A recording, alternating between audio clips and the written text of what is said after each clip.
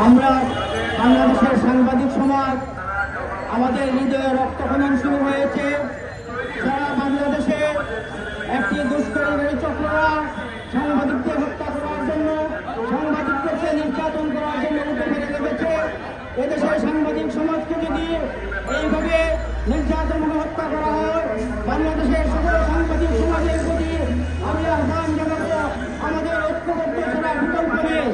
আমি বাংলাদেশ রিপোর্টার্স কাউন্সিলের সভাপতি হিসাবে আমি আহ্বান জানাবো, সারা বাংলাদেশের সাংবাদিকদেরকে ঐক্যবদ্ধ হতে হবে এবং আমরা আমাদের নিজেদের নিরাপত্তার জন্য আমাদের নিজেরাই ঐক্যবদ্ধ হতে হবে।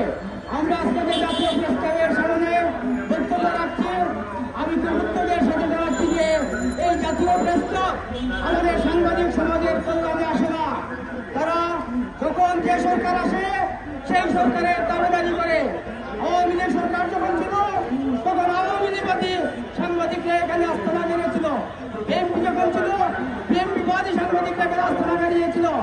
এখন ইউনিট সরকারের দালালি যারা করেন, যারা সাংবাদিকদের সাথে কোনো সম্পর্ক নেই, তারা এখন আমাদের কোনো পক্ষে কথা না বলে তারা এই জনগণের বিরুদ্ধে কথা বলছে। আমরা চাই জাতীয় প্রেস ক্লাব সহ বাংলাদেশের সবকটি সাংবাদিক সংগঠনকে ঐক্যবদ্ধ হতে হবে। আমাদের স্বার্থ রক্ষার জন্য আমরা মরতে আসিনি, আমরা বাঁচতে এসেছি।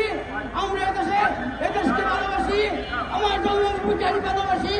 সকল সাংবাদিকদেরকে আবার ঐক্যবদ্ধ হওয়ার আহ্বান জানিয়ে আমি আমার বক্তব্য শেষ করছি। সবাইকে ধন্যবাদ।